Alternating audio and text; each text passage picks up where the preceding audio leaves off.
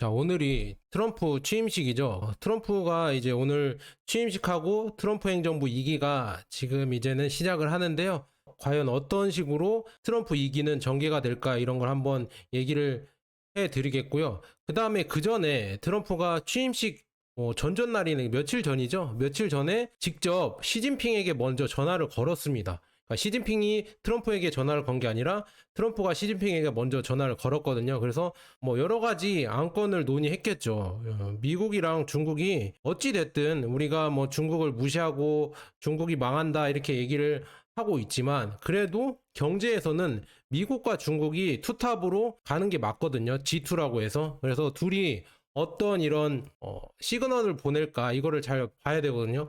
화합을 해서 같이 갈 것인지 아니면은 또 이제 시진핑 2기 아니라 트럼프 2기 때 다시 또 무역 제재를 걸어서 다시 무역 전쟁을 시작해서 주식시장을 또 이제 요동치게 만들 것인지 이런 거를 우리 투자자분들이 잘 보셔야 될 것 같거든요. 그래서 그런 내용들 한번 얘기를 해드릴게요. 그래서 어떤 분들은 뭐 트럼프를 뭐 이렇게 말하시는 분들이 있어요. 트럼프가 도발적이고 갑자기 뭐 독특하게 행동을 한다. 예측 불허이다. 이렇게 말씀하시는 분들이 있는데요.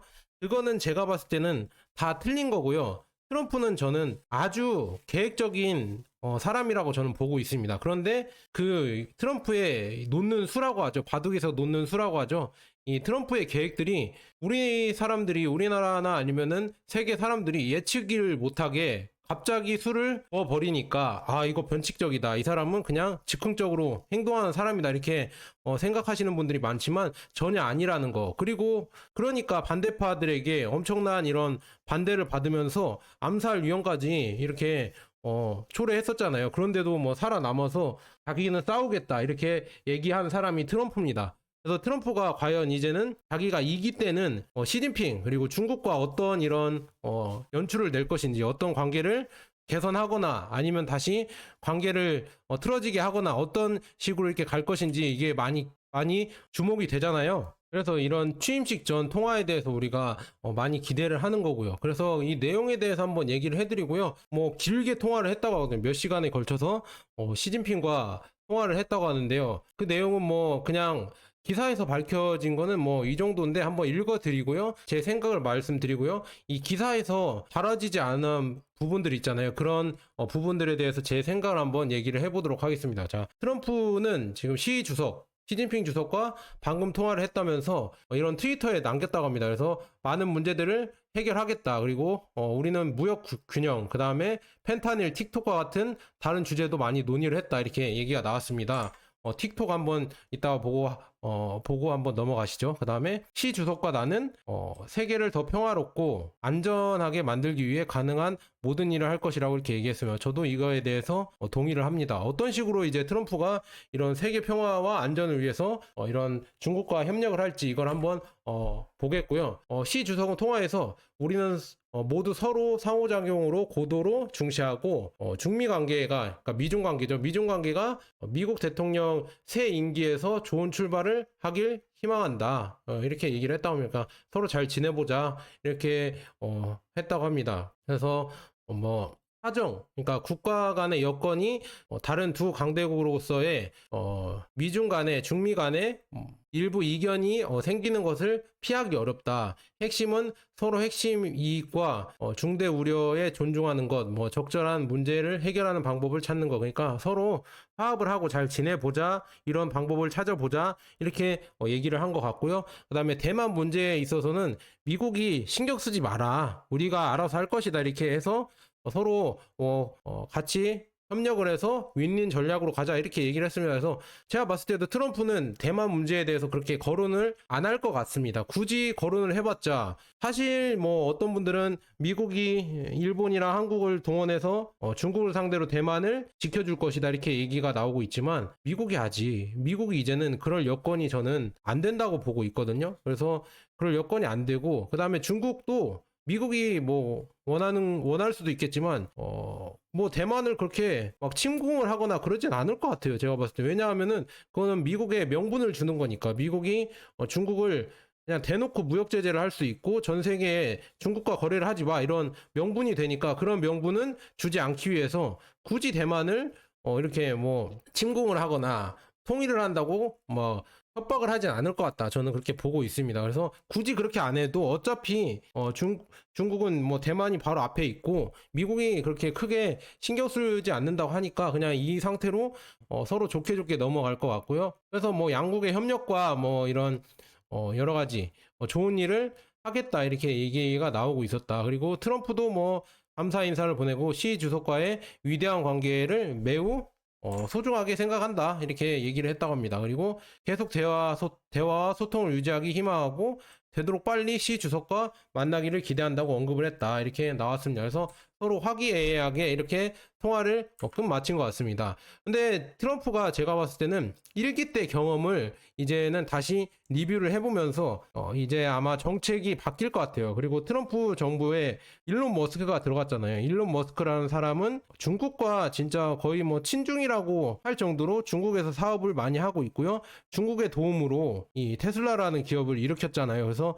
그렇기 때문에 아마도 트럼프 2기 때에는 중국과의 이런 관계는 원만하게 돌아갈 것 같다. 저는 그렇게 예상을 하고 있습니다. 왜 그러냐면요. 트럼프 1기 때 무역 제재가 사실상 효과가 없었다. 물론 효과가 어느 정도는 있었습니다. 중국 경제가 좀 내려오고 중국 주식시장이 좀 안 좋아지고 경기 침체가 왔다고 이렇게 얘기가 나오고 있거든요. 그런데 그거는 제가 봤을 때는 중국이 공산주의고 그 다음에 자본주의가 아니기 때문에 이 자본으로 보면은 중국이 경제가 안 좋고 그 다음에 계속 뭐 경기 침체가 오는 건 맞습니다. 하지만 이 전기 사용량이랑 다른 산업 발전을 봤을 때는 이 1기 무역 제재 때도 제가 봤을 때는 산업 발전은 계속 하고 있었습니다. 그래서 그렇기 때문에 하웨이를 그렇게 트럼프 정부에서 하웨이 반도체를 때려잡으려고 그렇게 계속했지만 하웨이가 망할 뻔했지만 결국에는 다시 자생을 해서 자율주행이나 AI나 통신 그 다음에 전기차 이쪽에서 지금 계속 혁명적인 혁혁한 공신을 세우고 있거든요. 이제 하웨이 보면은 제가 깜짝깜짝 놀랍니다. 하웨이의 자율주행만 봤을 때도 저는 뭐 여러분들이 인정하시지 못하겠지만 테슬라급으로도 자율주행을 잘 하고 있다고 보고요. 그다음에 중국 반도체도 자립을 해서 지금 크는 중이죠. 그래서 뭐 이제는 7나노까지 나올 수가 있다 뭐 이런 얘기가 나오고 있고요.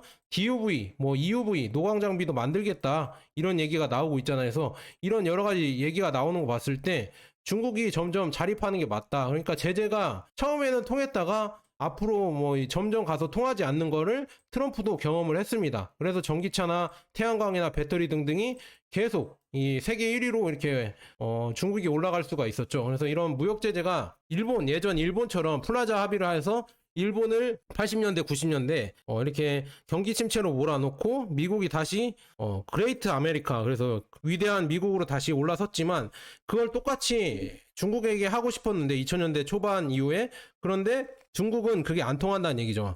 사이즈가 일본이랑 다르고요. 옆에 러시아랑 다 붙어있는 이런 대륙 국가들이잖아요. 그래서 러시아의 자원을 갖고 오고 그 다음에 다 옆에서 도와주는 이런 브릭스의 핵심 축들이 있기 때문에 미국의 이런 제재를 한다고 해서 그렇게 뭐 이렇게 처음에는 크게 힘들어했지만 다음에는 다시 자생을 하면서 이제 뭐 수출을 무역 관세로 막겠다 이런 얘기가 나오고 있지만 무역 관세도 이제는 미국에 수출을 안 하고 멕시코나 캐나다로 우회를 해서 수출을 하면 되고요. 아니면 베트남으로 우회해서 미국으로 수출을 하고 있고 그다음에 굳이 미국 시장을 공략 안 해도 브릭스 남방 국가들 있잖아요. 남반구 뭐 남미나 아프리카나 이쪽으로 더 많은 수출량을 늘리면 되니까요. 굳이 이제는 미국이 그렇게 크게 무역 제재를 해도 신경을 안 쓸 정도로 커졌다 이렇게 말씀드리고요. 그런데 미국이 문제되는 건 뭐냐면 결국엔 이 부채가 엄청나게 증가를 했다. 미국의 재정부채가 이렇게 계속 기하급수적으로 처음에는 이렇게 그래프만 봤을 때 완만하게 가다가 기하급수적으로 요즘 급등을 하고 있고요. 그래서 제가 금 투자를 말씀드리는 거고요. 그 다음에 비트코인이 오른 이유도 다 이런 이유가 있다 이렇게 말씀드리고 그 다음에 미국이 제재를 하면서 결국에는 중국도 카운터를 칠 거 아니에요. 중국도 반격을 할 텐데 그 반격이 뭐냐면 히토류나 희귀금속 있잖아요. 이거를 제재를 하니까 결국에 이 히토류가 미국에 수출이 잘 안 되고 그 다음에 중국에서 만드는 이런 여러 가지 부품들 보잉에서도 썼었던 부품들이 수출이 잘 안 되니까요. 이 항공산업, 특히나 보잉에서 난리가 난 거죠. 이 보잉에서 원래 중국 중국 금속이나 중국 제품들을 썼던 이 부품들이 수입이 잘 안 되자 이런 비행기 결함이 나오는 게 다 이런 이유였다. 그래서 이런 것도 또 미국의 아픈 아킬레스건이거든요. 그래서 미국은 AI로 뭐 반도체 이쪽, 엔비디아나 이쪽이 빠르게 진출을 해야 되는데 거기에 필요한 이런 광물이 히토류인데 히토류를 막아버리니까요. 이 발전이 점점 더뎌지고 그 사이에 중국은 계속 이 아래에서 반도체를 계속 개발하면서 올라오고 있다. 그리고 AI 관련해서도 중국도 이제는 미국만큼 한다 이런 얘기가 나오고 있잖아요. 그래서 그런 여러 가지 이유가 있기 때문에 굳이 이제는 제재를 더 하는 것보다는 오히려 협력을 해서 더 크는 게 낫겠다 이런 트럼프도 생각이 있는 것 같다 이렇게 말씀드리고요. 그래서 지금 보면은 원래 자기 취임식 때 시진핑을 초대를 했었어요. 시진핑이 직접 와주시면 좋겠다.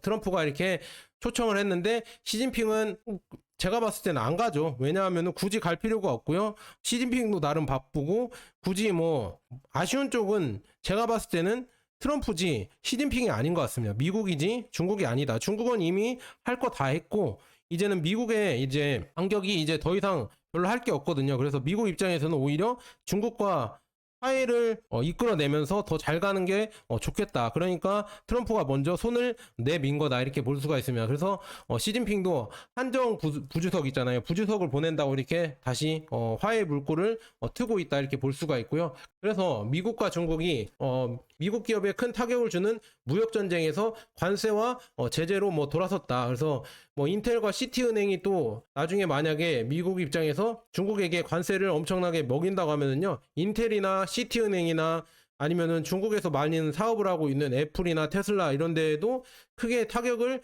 입힐 수가 있다. 그러면은 일론 머스크가 좋아하지 않겠죠. 일론 머스크는 제가 이런 얘기 뭐 여러분들에게 잘 전달해 드렸지만 잘 모르시는 분들이 있어요. 일론 머스크가 처음에 테슬라를 일으키려고 했는데요. 공장을 미국 내에 지을 수가 없었습니다. 그래서 그때 당시 이창 총리인가요? 그때 당시 지금은 총리지만요. 그때 당시 상하이 당석이었던 리창 총리죠. 리창 총리가 도와주면서 이 테슬라 일론 머스크 메가 팩토리죠. 기가 상하이 팩토리가 돌아갈 수가 있어서 중국 내에서 많은 테슬라를 생산을 하고 테슬라 전기차를 판매할 수 있어서 테슬라가 지금까지 올 수 있었습니다. 그러니까 대표적으로 머스크는 중국에 대해서 좋은 반응을 갖고 있어요. 중국에 대해서 좋은 반응을 갖고 있고 지금도 중국을 많이 오가면서 협력을 하고 있다. 그래서 제가 봤을 때는 머스크가 이렇게 트럼프의 오른팔로 이제는 정부 효율부 뭐 수상이죠. 장관을 맡으면서 아마 트럼프 정부를 위기를 이끌어 갈 텐데 그러면은 중국과의 관계도 저는 아마도 좋아질 거라고 이렇게 보고 있습니다. 그래서 그런 식으로 좋게 갈 수가 있다 이렇게 말씀드리고요. 그다음에 틱톡 얘기를 해드릴게요. 틱톡이 지금 트럼프 취임식 전날 미국에서 정지가 됐습니다. 그래서 이 정지한 이유는 뭐 여러 가지가 있겠지만 미국의 뭐 언론 개입이다, 공산당 정부의 이런 여러 가지 정치 사상을 주입시킨다 이렇게 이런 명분으로 틱톡 계정을 정지했지만 실질상 명분은 제가 봤을 때는 미국도 있잖아요. 미국도 어느 정도 언론에 대해서 통제를 합니다. 미국에 대한 안 좋은 기사나 아니면 안 좋은 이런 여러 가지 나쁜 의견 그런 게 뭐 중국에서 퍼진다고 하면은 그런 걸 막을 수 있겠지만 미국 입장에서는 뭐 자유와 뭐라고 하죠? 표현의 자유 뭐 이런 거를 중국은 공산당이잖아요. 사회주의잖아요. 그래서 표현의 자유를 억압할 수가 있다. 얘네들은 명분으로 그렇게 내세우지만 미국 입장에서는 뭐 자유주의 국가고 표현의 자유가 있다 이렇게 하지만 이런 게 또 껄끄러운 거예요. 미국에 대해서 안 좋은 얘기를 하거나 뭐 중국에서 중국발인지 모르겠지만 뭐 여러 가지 미국에 대한 이런 나쁜 기사가 나오는 거를 미국 입장에서 싫어하고 그거를 뭐 예전에 구글이나 페이스북 이런 데에서는 그리고 유튜브에서는 통제할 수 있게 했습니다. 그런데 틱톡은 미국이 관리할 수 없으니까 그런 거에 좀 자유로웠는데 그거를 어느 정도 안 좋게 봤어요. 그래서 미국에서 제재를 하겠다 이렇게 나온 건데요. 그런데 지금 보니까요, 뭐 일론 머스크에게 뭐 틱톡을 팔아라 이런 얘기가 나왔습니다. 왜냐하면 일론 머스크가 트위터죠. 전 트위터인 X를 갖고 있기 때문에 이 SNS도 잘 운영할 수 있을 거니까 틱톡을 머스크에 팔아라. 그래서 중국도 머스크에 팔까? 머스크는 약간 중국이랑 좀 약간 뭐라고 해야죠? 트럼프 사이에 미중 관계에 윤활유적인 역할을 할 인물이니까 그렇게 하려고 약간의 생각이 있었지만 그거랑 다르게 이제 시진핑이랑 트럼프랑 전화를 한 이후에 지금 그 전에 뭐 일단은 뭐 틱톡 CEO도 트럼프 취임식에 방문을 하겠다. 그래서 이렇게 얘기가 나왔었고, 그다음에 시진핑을 원래 트럼프가 초대를 했었고, 그다음에 통화 후에는 이제는 틱톡 운영이 다시 재개됐다고 합니다. 그래서 이런 거를 뭐 트럼프의 이런 공이다 이렇게 해서 트럼프는 또 자기가 틱톡을 해결했다 이런 식으로 또 뭐라고 해야죠?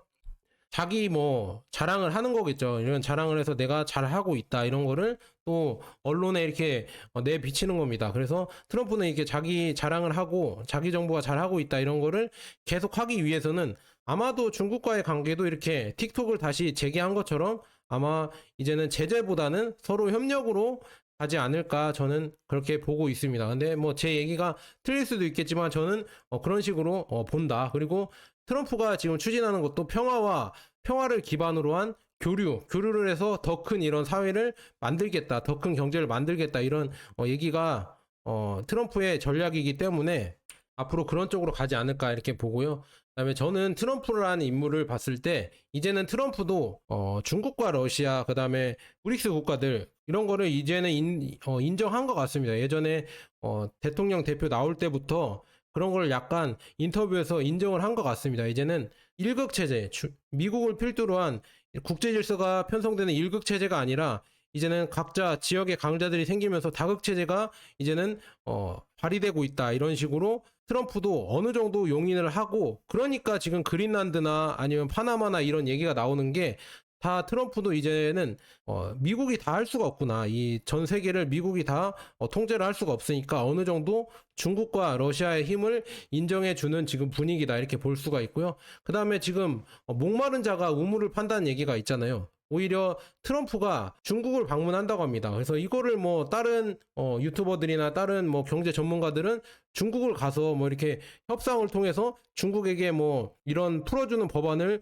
트럼프가 하사할 것이다. 트럼프 황제가 가서 하사할 것이다. 이렇게 얘기를 하고 있지만 그거는 잘못된 사실이고요. 여러분들 잘 보세요. 행동을 보세요. 행동을 보고 생각을 하셔야 됩니다. 목마른 자가 우물을 파듯 트럼프가 더 이제 급하니까 중국에 가는 겁니다. 왜냐하면은 오히려 급한 자가 오히려 더 원하는 자가 거길로 가서 협상을 이끌어야 되는 게 맞거든요. 그래서 저는 트럼프가 가는 이유가 미국이 더 중국에게 얻을 게 많으니까 가서 이런저런 협상을 하면서 중국과 이런 화해나 아니면은 협력을 이끌 것 같다. 그래서 제가 봤을 때는 트럼프는 임기가 이제는 4년밖에 안 남았습니다. 그래서 그게 더 급하고요. 그다음에 지금 보면 러시아가 봤을 때 지금 우크라이나의 여기 돈바스 지역이죠. 이 돈바스 지역이 엄청난 리튬과 히토리와 이런 광산들이 많은 지역이라고 합니다. 그래서 이런 동부 지역을 차지하면서 이 리튬에 관해서 유럽의 거의 대부분이 여기 리튬 광산에서 나오는데요. 우리가 추진하는 친환경이나 전기차의 핵심인 전기차 배터리 핵심인 리튬이 이제는 러시아 손으로 넘어갔습니다. 그래서 자원 전쟁을 이제 시작해야 돼요. 이제는 앞으로는 자원 전쟁 시대입니다. 그러니까 지금 히토리에 관해서 중국이 이렇게 미국을 압박하는 거고요. 그런 압박 때문에 미국도 그린란드를 내놔라. 덴마크 건데 아니면 뭐 군대까지 보내겠다 이런 얘기가 나오는 게 다 이런 이유가 있습니다. 왜냐? 그린란드의 광대한 영토, 개발되지 않은 자원이 엄청나게 많은 보물 창고이기 때문에 히토류도 지금 뭐 3,850만 톤이 있다고 하고요. 대량의 우라늄도 매장이 되어 있다고 하고 방대한 석유 및 가스, 그 다음에 귀금속, 세계 최대 규모의 담수 매장지도 일부 있다. 이런 여러 가지 자원이 있기 때문에 미국이 탐내는 이유입니다. 앞으로는 이제는 브릭스랑 G7이라고 하죠. 이젠 자원 경쟁이 시작될 겁니다. 그러니까 지금 트럼프도 이런 자원의 이런 그 다음에 북극해죠. 북극 쪽으로 이제는 지정학적 이런 이권을 우위를 챙기기 위해서 이렇게 그린란드도 이렇게 나오고 있다 이렇게